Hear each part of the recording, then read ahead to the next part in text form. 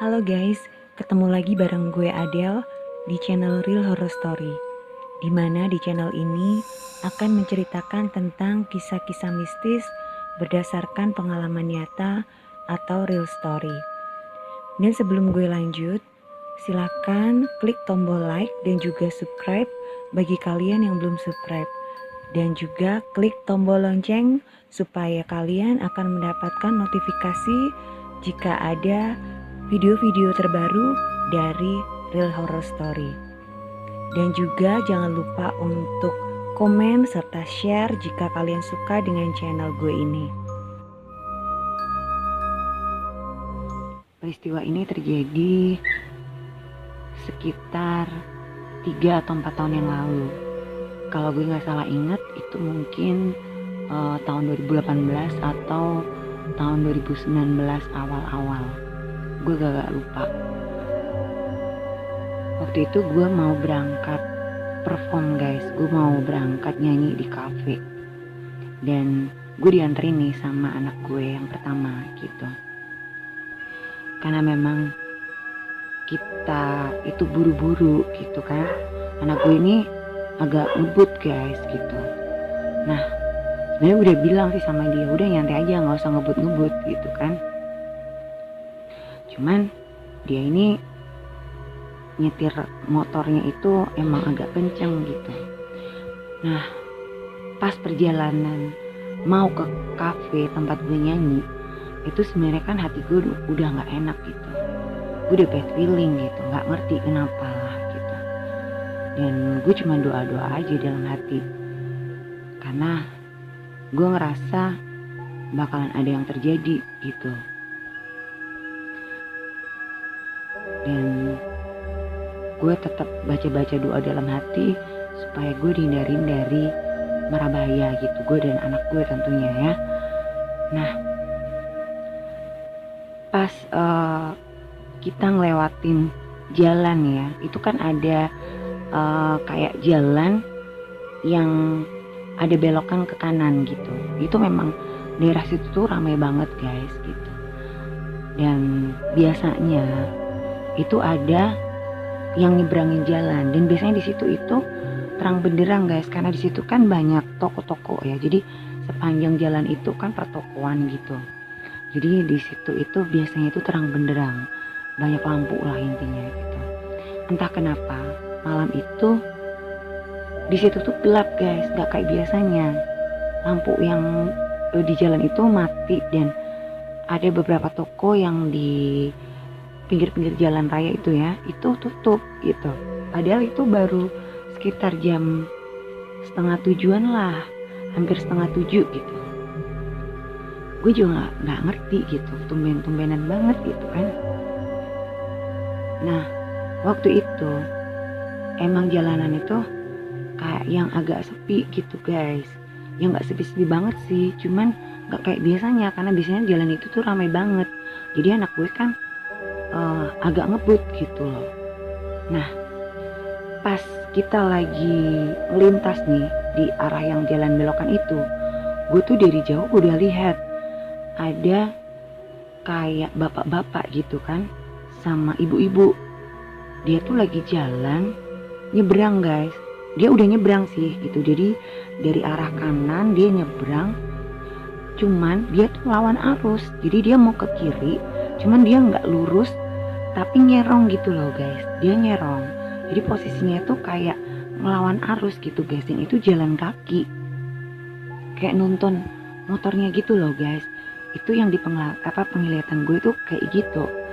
Nah pas anak gue ngelaju motor dengan agak kenceng gitu kan, gue kan udah lihat nih mereka gitu.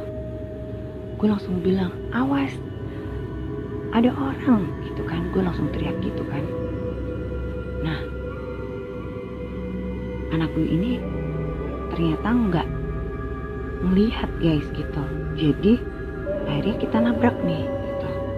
Kita nabrak bapak-bapak itu gitu. Dan akhirnya terpental lah kan gue sama anak gue gitu, jatuh gitu kan. Dan sempet juga ketimpa motor gitu. Cuman gue masih bisa berdiri, dan gue singkirin motornya, terus gue bantuin anak gue gitu buat bangun kan gitu. Terus gue bantu papa anak gue ke pinggir gitu, dan dia jalan tuh agak pincang-pincang gitu karena memang kakinya kejatuhan motor guys gitu. Cuman untungnya kita berdua nggak kenapa-kenapa gitu, dalam artian nggak ada luka berat gitu yang sampai berdarah gitu, nggak ada.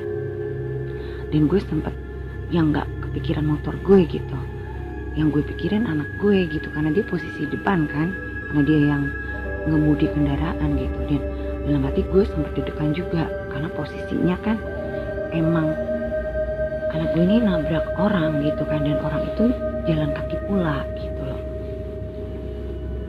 Gue sempet mikir nih, orangnya kenapa apa enggak gitu kan. Gue sempet deg-degan juga sebenarnya gitu. Nah pas kita udah jatuh itu kan suasana jadi rame nih gitu kan, jadi rame, dan udah ditolongin sama orang-orang yang ada di situ yang tadinya sepi gitu. Terus motor gue kan dipinggirin, dan itu stangnya jadi agak bengkok guys gitu. Nah pas anak gue udah gue pinggirin ke pinggir gitu ya, pinggir jalan, jadi di teras toko yang tutup tadi gitu kan, gue kan suruh anak gue duduk nih gitu, jadi duduk di kayak trotoar gitu loh guys. Nah tiba-tiba anak gue kan pingsan, otomatis gue panik dong gitu kan, gue jadi panik gitu. Terus orang-orang yang nolongin gue ya, yang minggirin motor gue itu juga ikut panik kan. Terus mereka pada teriak-teriak gitu, ambilin minum, bikinin teh gitu. Nah kebetulan toko yang tadi tutup itu kan warung makan nih, ternyata dia agak buka dikit, cuman emang dia tutup gitu. Terus sama yang punya warung itu dibikinin teh anget gitu kan. Nah untungnya nih anak gue kan nggak lama pingsannya gitu, akhirnya dia sadar, cuman agak-agak bingung. Gue udah sempet takut kan kalau kenapa-kenapa gitu. Nah pas gue lagi bingung itu, tiba-tiba si bapak yang tadi tuh ditabrak sama anak gue ya, dia tuh nyolek bahu gue gitu loh guys. Dia bilang, "Mbak, maaf ya," gitu. Nah gue kan noleh kan gitu, gue nggak sempet ngomong apa-apa guys gitu, karena gue juga bingung kan, posisi bingung, gue mikirin anak gue, jadi gue nggak bisa mikir gitu. Terus dia tuh nyalamin tangan gue guys gitu, dan gue kayak yang nggak sadar aja gitu. Gue bilang, "Oh ya pak," terus nggak kenapa-kenapa kan mbak, kata dia gitu. "Ya udah, saya permisi dulu ya," kata dia gitu. Dan gue tuh kayak yang jadi lemot gitu loh guys, nggak bisa ngomong apa-apa. Ya udah gue iyain aja gitu. Cuman sempet ekor mata gue tuh ngikutin arah dia pergi. Itu waktu posisi gue lagi kecelakaan gitu ya, gue tuh nggak sempet mikir panjang. Gue cuman lihat si bapak itu sama ibu yang tadi itu pergi guys, dan dia tuh jalan nuntun motor gitu kan. Cuman cepet banget guys ngilangnya gitu, tahu-tahu dia udah nggak ada aja gitu. Gue juga nggak ngerti kemana, dan waktu itu gue nggak mikir gitu, gue nggak mikir panjang gitu kan. Yang penting anak gue deh gitu, dan dalam hati gue merasa lega gitu kan, orang ditabrak sama anak gue nggak kenapa-kenapa gitu, jadi kan urusnya nggak panjang juga gitu kan. Nah akhirnya ambulan datang nih, karena kebetulan ada tim relawan yang datang gitu kan. Nah itu kebetulan juga teman anak gue gitu, dan mereka manggilin ambulan gitu kan. Terus akhirnya gue sama anak gue dibawa ke ambulan gitu. Ya alhamdulillahnya sih nggak apa-apa gitu ya guys. Gue sama anak gue nggak apa-apa, cuman emang waktu itu anak gue shock, jadi sempet kakinya tuh yang bengkak karena ada trauma di otot kakinya gitu. Jadi sempet dia itu yang nggak bisa jalan gitu karena ada kayak shock di otot kakinya gitu. Tapi ya alhamdulillahnya nggak apa-apa sih gitu. Nah udah kan, karena emang anak gue nggak kenapa-kenapa, setelah ditanganin sama ambulan gitu kan, kita dianterin pulang gitu. Dan motor gue dibawain pulang ke rumah sama orang yang kebetulan gue kenal gitu. Jadi ada bapak-bapak lah, tukang bengkel langganan gue yang kebetulan lewat, dan dia kaget itu lihat gue kok di pinggir jalan gitu. Akhirnya si bapak ini yang bawain motor gue pulang sampai ke rumah, karena posisinya kan setangnya nih bengkok guys gitu. Nah gue bersyukur lah banyak yang nolongin malam itu, dan akhirnya aku gak jadi perform guys. Gue izin ke kafe tempat gue nyanyi kalau gue gak jadi perform malam itu karena gue accident gitu. Dan akhirnya gue balik ke rumah. Nah pas gue udah sampai di rumah, gue kan nanya nih ya sama anak gue gitu. Gue tanyain dia, gue ngomong gini, kan mama udah bilang kalau ada orang nyebrang, kenapa kamu gak ngerem? Kata gue gitu. Terus dia tuh bilang, aku tuh gak lihat mah gitu. Setauku tadi gak ada orang lewat. Lah kan jelas ada orang lewat, masa kamu gak lihat? Ya emang gelap sih, tapi kan kelihatan bayangannya ada orang dia mau nyebrang, cuman emang lawan arus gitu. Terus dia bilang, enggak, aku nggak lihat sama sekali, tahu-tahu udah di depan aku, jadi aku nggak sempat ngerem gitu. Terus dia bilang, tapi orang yang aku tabrak nggak kenapa-kenapa. Nah itu juga mama juga heran. Gue bilang gitu kan, kenapa dia nggak kenapa-kenapa gitu. Kalau di nalar ya guys, kalau di logika itu gue sama anak gue posisinya nabrak itu pas persis di tengah motornya dia gitu. Jadi dia kan posisi nyerong nih ya, gue nabrak gitu. Seharusnya mereka kepental dong guys, lagian mereka jalan gitu posisinya, ya kan? Kenapa cuman gue sama anak gue yang kepental gitu loh guys. Dan ini si bapak tuh gak kenapa-kenapa, si ibunya itu, istrinya itu juga gak kenapa-kenapa guys gitu loh. Nah waktu mereka nyebrang itu, gue lihat tuh posisinya si ibunya ini jalannya tuh di belakang motor itu gitu. Jadi seharusnya ya kalau memang mereka ketabrak pasti mereka luka lah guys gitu. Ini benar-benar mereka tuh nggak kenapa-kenapa loh guys. Motornya pun tuh nggak kenapa-kenapa, rusak juga enggak gitu. Dan mereka baik-baik aja gitu. Padahal itu benar-benar ada benturan gitu. Terus dan si bapak ini kan bisa nyamperin gue dengan dia sehat walafiat gitu. Bahkan malah dia yang minta maaf sama gue. Kan aneh ya gitu kan, yang nabrak kan gue sama anak gue gitu. Gue tuh baru mikir gitu kan, ya juga ya gitu. Terus gue baru sadar gitu pas ekor mata gue ngikutin si bapak itu pergi. Itu bapak itu kan nuntun motornya gitu ya, pergi sama si ibu itu.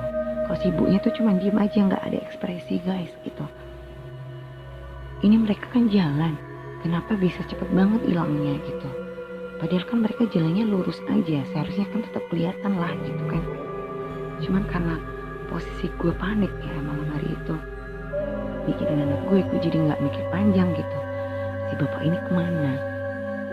Terus anak gue tuh bilang gini, mah sebenarnya yang aku tabrak itu manusia apa bukan ya? Dia tuh ngomong gitu guys. Terus gue jadi diem gitu. Gue juga mikir gitu kan. Anak gue bilang, kalau memang itu orang yang aku tabrak, udah pasti mereka pasti luka parah lah, paling enggak luka-luka lah. Motornya juga pasti rusak dong. Orang aku nabraknya pas di depan dan pas tengah-tengah motornya lagi. ini kenapa mereka nggak apa-apa gitu kan. Ya emang bisa aja itu mujizat gitu ya guys gitu. Cuman kalau dinalar gitu kan ya aneh aja gitu guys. Dan anak gue bilang nggak lihat gitu, itu nggak lihat ada orang yang jalan melawan arus gitu, dia mau nyebrang gitu tapi melawan arus.